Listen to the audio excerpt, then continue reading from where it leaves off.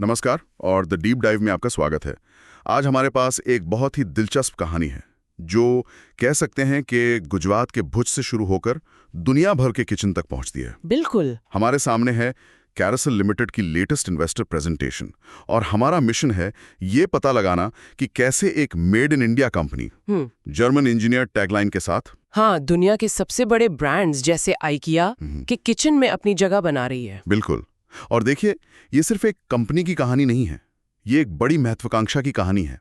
जब कोई भारतीय कंपनी जर्मन इंजीनियरिंग का दावा करती है तो वो खुद को दुनिया के सबसे ऊंचे क्वालिटी स्टैंडर्ड्स के सामने रख रही होती है। तो आज हम यही समझेंगे कि क्या ये दावा खोखला है या इसके पीछे वाकई कोई दम है। तो चलिए इसी सवाल का जवाब ढूंढते हैं। प्रेजेंटेशन की शुरुआत ही कुछ जबरदस्त आंकड़ों से होती है।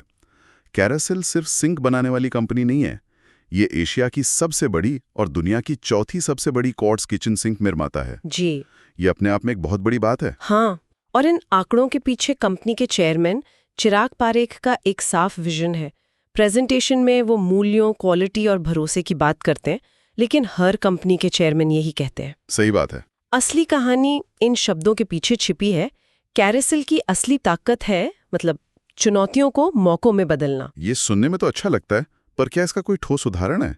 मेरा मतलब है कैसे कोई कंपनी मुश्किल को फायदे में बदल सकती है। इसका सबसे अच्छा उदाहरण है उनकी बाजार में पोजीशनिंग।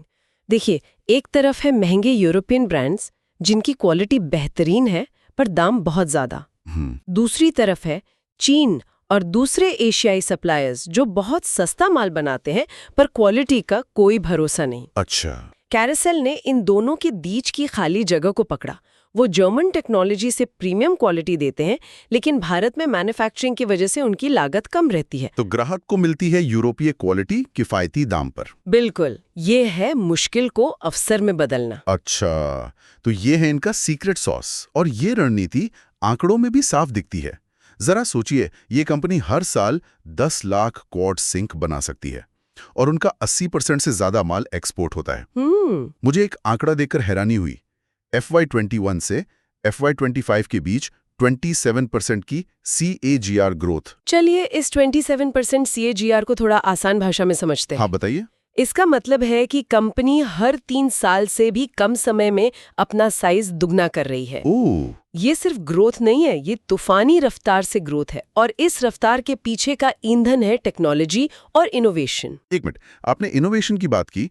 प्रेजेंटेशन में लिखा है 14 रजिस्टर्ड पेटेंट और 24 रजिस्टर्ड डिजाइन। आज के जमाने में क्या ये नंबर काफी हैं या ये सिर्फ मार्केटिंग के लिए अच्छे लगने वाले आंकड़े हैं? सवाल बहुत अच्छा है। देखिए, किचन सिंक जैसी चीज में हर रोज कोई रॉकेट साइंस जैसा इनोवेशन नहीं होता। सही है। यहाँ पर डिजाइन ही सबसे बड़ा इनोवेशन है। 24 रजिस्टर्ड डिजाइन का मतलब है कि उनके पास ऐसे प्रोडक्ट्स हैं जो बाजार में किसी और के पास नहीं हैं। ये उन्हें भीड़ से अलग करता है। और जब आइकिया जैसा डिजाइन फोकस्ड ब्रांड अपना सप्लायर चुनता है तो ये अपने आप में आपके डिजाइन और इनोवेशन की ताकत का सबसे बड़ा सबूत है। बात तो सही है। तो ये साफ है कि इनके पास टेक्नोलॉजी और ग्लोबल पहुंच है, लेकिन इस टेक्नोलॉजी का इस्तेमाल करके ये बेच क्या रहे हैं? क्या ये सिर्फ फैंसी सिंक की कहानी है या इनके प्रोडक्ट पोर्टफोलियो में और भी गहराई है? यहीं पर इनकी रणनीति और भी दिलचस्प हो जाती है।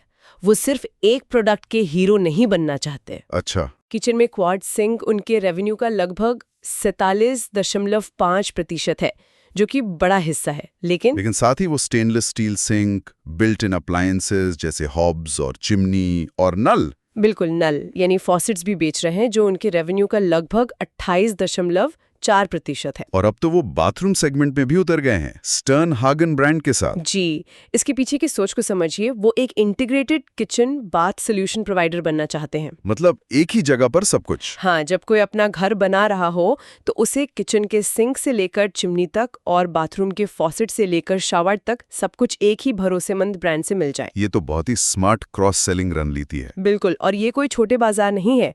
प्रेजेंटेशन का अनुमान है कि 2034 तक सिर्फ फॉसेट्स का ग्लोबल बाजार $50 बिलियन से ज्यादा का हो जाएगा। $50 बिलियन। तो ये सब रातों रात तो नहीं हुआ होगा। कंपनी यहां तक पहुंची कैसे? प्रेजेंटेशन में उनकी यात्रा को 3 चरणों में बांटा गया है, जो काफी दिलचस्प है। हाँ, ये एक बहुत ही सोची समझी ग्रोथ की कहानी है। पहला दशक 1995 से 2005 वो नींव रखने का था।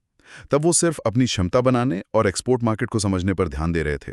उस वक्त उनका औसत रेवेन्यू सिर्फ 11 करोड़ था। सिर्फ 11 करोड़?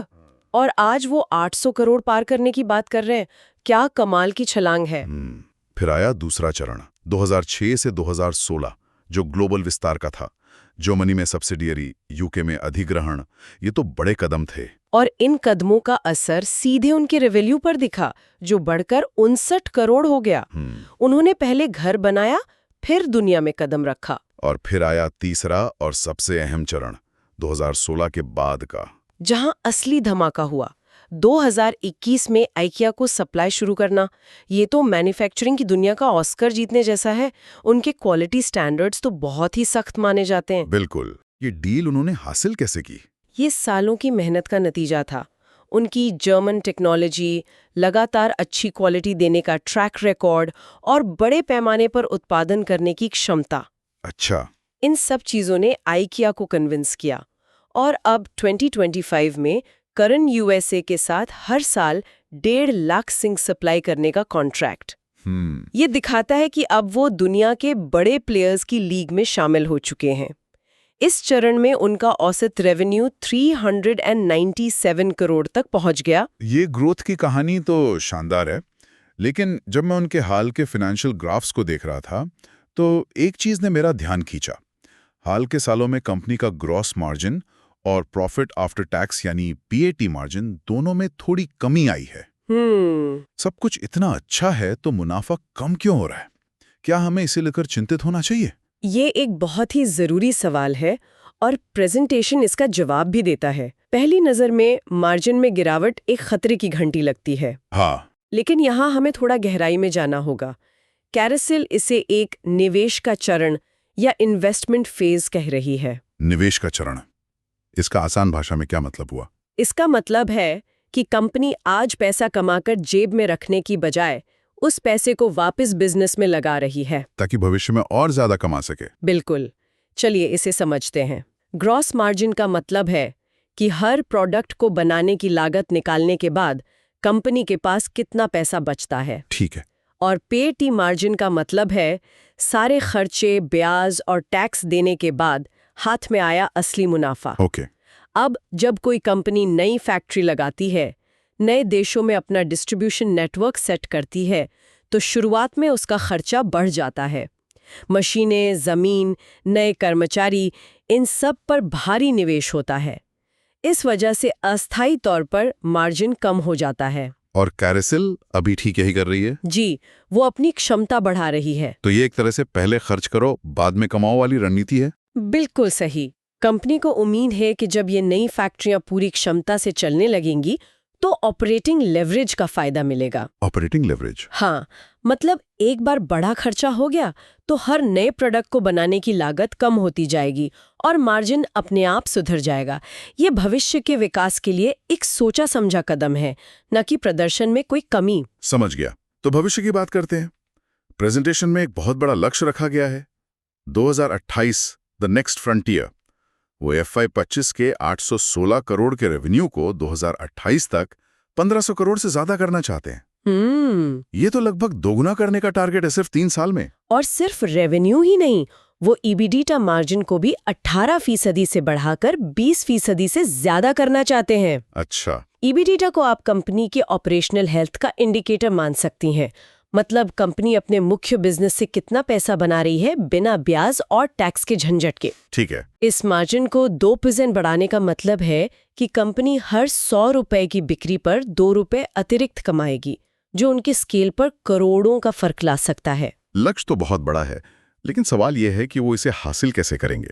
क्या उनके पास कोई जादुई छड़ी है? जादुई छड़ी तो नहीं, पर एक 3 आयामी ठोस रणनीति जरूर है। पहला और सबसे मजबूत स्तंभ है उनकी ग्लोबल पार्टनरशिप। आइकिया, ग्रो और कैरन यूएसए के साथ उनके रिश्ते और गहरे हो रहे हैं। और सबसे दिलचस्प बात, प्रेजेंटेशन के मुताबिक कैरोसेल, ग्रो और कैरन के लिए क्वार्ट्ज सिंक की अकेली सप्लायर है। अकेली सप्लायर? हाँ, ये एक जबरदस्त रणनीति बढ़त है। इसका मतलब है कि इन बड़ी कंपनियों की सिंक की पूरी जरूरत कैरोसेल ही पूरी करती है। ये तो बहुत बड़ी बात है। दूसरा स्तंभ जरूर क्षमता बढ़ाना होगा, जिसकी हम बात कर रहे थे। सही पकड़ा। वो अप्रैल 2026 तक क्वार्ट्ज सिंक की क्षमता में 1 लाख यूनिट और स्टेनलेस स्टील सिंक में 70,000 यूनिट की बढ़ोतरी कर रहे हैं। चिमनी और फॉसेट्स की क्षमता भी दुगनी करने का लक्ष्य है। और ये हवा में नहीं हो रहा होगा? नहीं, बिल्कुल नहीं। उनकी मौजूदा क्षमता का इस्तेमाल लगभग 80% है, जो दिखाता है कि बाजार में उनके प्रोडक्ट्स की जबरदस्त मांग है। और तीसरा स्तंभ है ब्रांडिंग और मार्केटिंग। मैंने देखा है कि उन्होंने जानी मानी हस्ती मीरा कपूर को अपना ब्रांड एम्बेसडर बनाया है। यह शहनी प्रीमियम ऑडियंस को टारगेट करने का एक साफ संकेत है। हाँ, और ये सिर्फ एक चेहरा नहीं है, ये भारतीय बाजार पर अपना दबदबा बनाने की रणनीति है। अब तक वो एक्सपोर्ट पर ज्यादा ध्यान दे रहे थे, लेकिन अब वो घरेलू बाजार को भी गंभीरता से ले रहे हैं। अच्छा। इसके साथ ही अहमदाबाद में एक अत्याधुनिक एक्सपीरियंस सेंटर खोलना भी इसी दिशा में एक कदम है। वो ग्राहकों को सिर्फ प्रोडक्ट नहीं बेचना चाहते, बल्कि एक अनुभव देना चाहते हैं। तो अब जरा ताज़ा नतीजों पर नजर डालते हैं। क्या ये सारी बड़ी बड़ी बातें जमीनी हकीकत में भी दिख रही हैं? Q3 FY26 के नतीजे क्या कहते हैं? नतीजे इस रणनीति पर मुहर लगाते दिख रहे हैं। इस तिमाही में रेवेन्यू 122.8 करोड़ रहा, जो पिछले साल की इसी तिमाही से 16.2% ज्यादा है। 16.2%। ये तो मजबूत ग्रोथ है। बहुत ही मजबूत ग्रोथ है। खास तौर पर क्वार्ट्ज सिंक की बिक्री लगातार छठी तिमाही में बढ़ी है। ये दिखाता है कि उनके कोर प्रोडक्ट की मांग लगातार बनी हुई है। और रेवेन्यू कहाँ से आ रहा है? मतलब क्या वो किसी एक बाजार पर बहुत ज्यादा निर्भर हैं? नहीं, और यही उनकी एक और ताकत है। उनका रेवेन्यू काफी अच्छी तरह से बटा हुआ है। यूएसए उनके रेवेन्यू का लगभग 24% है, यूके 22% और भारत 20%। तो मतलब वो किसी एक देश की अर्थव्यवस्था में उतार चढ़ाव से बहुत ज्यादा प्रभावित नहीं होते। बिल्कुल, उनका जोखिम बटा हुआ है। क्वार्ट्ज सिंक अभी भी कुल रेवेन्यू का 52% हिस्सा है, जो उनका मुख्य आधार बना हुआ है। तो कुल मिलाकर ये प्रेजेंटेशन एक ऐसी कंपनी की तस्वीर पेश करती है जो बहुत ही स्मार्ट तरीके से एक एक कदम सोच समझ कर आगे बढ़ रही है। टेक्नोलॉजी, क्वालिटी और ग्लोबल पार्टनरशिप का एक बेहतरीन मिश्रण। बिल्कुल। कैरोसेल की कहानी मेड इन इंडिया मैन्युफैक्चरिंग की सफलता का एक शानदार उदाहरण है। उन्होंने जर्मन तकनीक को भारतीय विनिर्माण कौशल के साथ जोड़ा है और एक ग्लोबल खिलाड़ी के रूप में अपनी पहचान बनाई है। सही है। ये कहानी दिखाती है कि सही रणनीति और क्वालिटी पर ध्यान केंद्रित करके भारतीय कंपनियां दुनिया में किसी से भी मुकाबला कर सकती हैं। निश्चित रूप से। और इस पूरी गहरी पड़ताल के बाद मैं एक सवाल के साथ इसे समाप्त करना चाहूंगा। जी। ये साफ है कि कंपनी की सफलता आइकिया, ग्रोए और कैरन यूएसए जैसे कुछ बड़े ग्राहकों पर बहुत ज्यादा निर्भर करती है। ये एक अच्छी बात है, लेकिन क्या ये एक रणनीतिक जोखिम भी है? बिल्कुल। कल को अगर किसी एक बड़े ग्राहक के साथ रिश्ते में कोई खटास आती है, तो उसका कंपनी पर क्या असर पड़ेगा? और दूसरा सवाल ये कि जैसे जैसे कंपनी अपने उत्पादन को तेजी से बढ़ा रही है, क्या वो अपनी जर्मन इंजीनियर्ड क्वालिटी के ऊंचे मानकों को बनाए रख पाएगी? बड़े पैमाने पर उत्पादन करते समय क्वालिटी बनाए रखना सबसे बड़ी चुनौती होती है। हाँ, ये कुछ ऐसे सवाल हैं जिन पर आगे भी नजर रखनी होगी।